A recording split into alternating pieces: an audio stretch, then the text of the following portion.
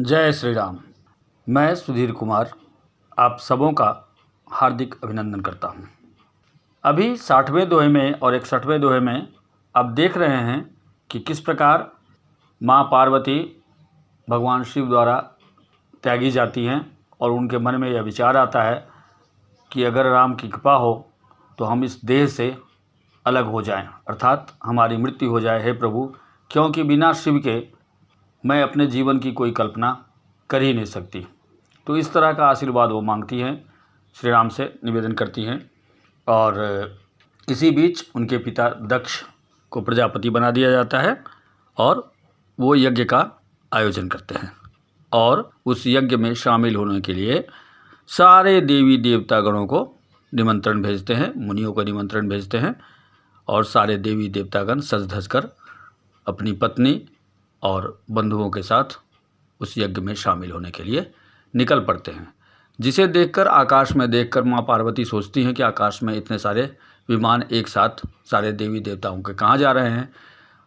इसकी जानकारी वो चाहती हैं महादेव से। तो महादेव उन्हें जानकारी देते हैं कि आपके पिता ने एक यज्ञ का आयोजन किया है, उसी यज्ञ में शामिल होने के लिए ये सारे देवी देवतागण जा रहे हैं। आइए अब इसी चर्चा को आगे बढ़ाते हैं 62वें दोहे में। कहेउ नीक मोरेउ मन भावा, यह अनुचित नहीं नेवत पठावा। दक्ष सकल निज सुता बोलाई, हमरे भयर तुमहु बिसराई। कहेउ नीक मोरेहु मन भावा, वहाँ जाने की अनुमति मांगती है माँ पार्वती अपने पिता के यहाँ यज्ञ में शामिल होने के लिए। इस पर महादेव कहते हैं, कहेउ नीक मोरेहु मन भावा। हे महादेवी, आपने अच्छी बात कही, मेरे मन को भी यह अच्छा लगा। यह अनुचित नहीं नेवत पठावा। पर उन्होंने हमें न्योता नहीं भेजा है, हमें क्या है, निमंत्रित नहीं किया है यज्ञ में शामिल होने के लिए। हमें तो न्योता भेजा नहीं है, तो वहाँ जाना क्या होगा, अनुचित होगा। यह अनुचित नहीं नेवत पठावा। दक्ष सकल निज सुता बुलाई। आपके पिता राजा दक्ष ने अपने सारे सुताओं को, अपनी सारी सुताओं को अर्थात अपने अन्य पुत्रियों को तो बुलावा भेजा है। दक्ष सकल निज सुता बुलाई। राजा दक्ष ने आपको छोड़कर अन्य सारी पुत्रियों को बुलाया है, न्योता दिया है, यज्ञ में शामिल करने के लिए उन्हें निमंत्रण भेजा है। लेकिन हमने बैर तुम्हु बिसराई। लेकिन हमसे बैर होने के कारण उन्होंने आपको भी बिसरा दिया है, भुला दिया है, आपको भी अवॉइड किया उन्होंने, है ना। चूँकि उनका बैर हमसे है इसीलिए उन्होंने आपको भी न्योता नहीं भेजा है।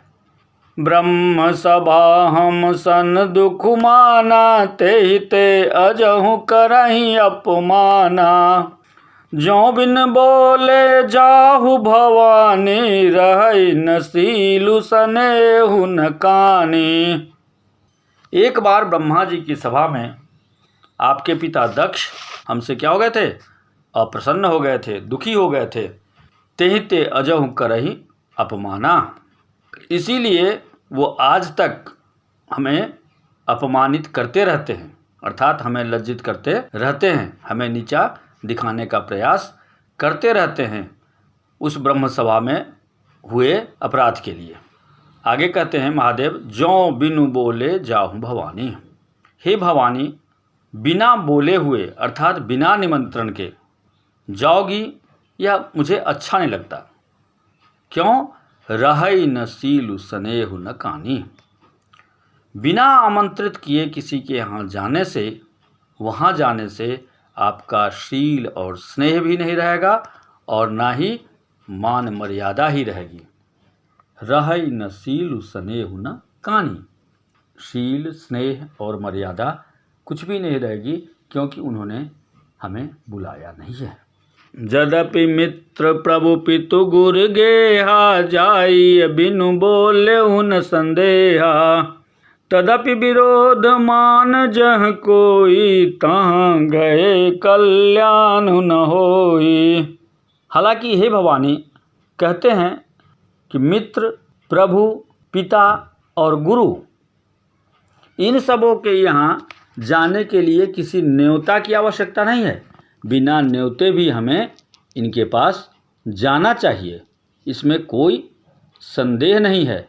लेकिन जाइए बिनु बोले हूँ न संदेहा, इसमें कोई संदेह नहीं है कि इन घरों में, इन लोगों के यहाँ जो आपके मित्र हैं, जो आपके देवता हैं, जो पिता हैं या पिता तुल्य हैं, जो गुरु हैं, उन्होंने अगर आमंत्रित नहीं भी किया तो हमें जाना चाहिए, इसमें मुझे कोई संदेह नहीं है। लेकिन तदपि विरोध मान जह कोई, लेकिन इन सबों के यहाँ जाने से पूर्व हमें यह सोचना चाहिए कि उनके साथ कोई विरोध तो नहीं है। किसी विरोध के चलते अगर उन्होंने हमें निमंत्रित नहीं किया है, अर्थात उनसे कोई बैर है, लड़ाई है, द्वेष है, चाहे वो पिता हो, चाहे गुरु हो, चाहे प्रभु हो, चाहे मित्र हो, उनसे अगर इस सब तरह की बातें हैं, बैर हैं, तहाँ गए कल्याण न होई। अगर इन सबों के यहाँ जाने में किसी तरह के निमंत्रण की आवश्यकता नहीं है, लेकिन हमें यह देखना चाहिए कि उनसे हमारा कोई विरोध तो नहीं है। अगर कोई विरोध है तो तहाँ गए कल्याण न होई, तो वहाँ जाने से कोई कल्याण नहीं होगा, अच्छा नहीं होगा, कुछ न कुछ बुरा ही होगा। इसीलिए भांति अनेक शंभु समझावा, भावी बस न ज्ञानोर आवा। कह प्रभु जाहूँ जो भी नहीं बोलाए, नहीं भली बात हमारे भाएं। भांति अनेक शंभु समझावा, इस प्रकार शिव जी ने अनेक प्रकार से महादेवी को समझाया कि वहाँ जाना ठीक नहीं है, जहाँ से हमारे पास निमंत्रण नहीं आया है। हो सकता है कुछ अकल्याण हो जाए, कुछ बुरा हो जाए, कुछ गलत हो जाए। लेकिन भावी बस न ज्ञान उर आवा, लेकिन जो भावी होता है, जो होनी होता है, उसके कारण, जो भावी होना था उसके कारण ज्ञान उर आवा, इस भावी के कारण, भव्या के कारण, होनहार के कारण, जो होने वाला था उसके कारण महादेवी के उर में, अर्थात महादेवी के हृदय में शंभु के समझाने पर भी कोई ज्ञान नहीं आया। कह प्रभु जाहु जो बिना ही बुलाए, बिना बुलाए जाने से नहीं भली बात हमारे भाएं, तो हमारी समझ में अच्छी बात न होगी। लेकिन देखिए, कही देखा हर जतन बहु, रहै न दक्ष कुमार। दिए मुख्य गण संग तब, विदा किन्ह त्रिपुरारि। सियावर राम जय जय राम। कही देखा हर जतन बहु, बहु मतलब अनेक, अनेक प्रकार से, जतन मतलब प्रयास, अनेक प्रकार के यत्न किए। इस प्रकार महादेव ने महादेवी को समझाने के लिए बहुत यत्न किया, बहुत समझाया, बहुत बताया, ज्ञान की बातें बताई कि आपका जाना वहाँ अच्छा नहीं है, श्रेष्ठ नहीं है, कुछ अकल्याण हो सकता है।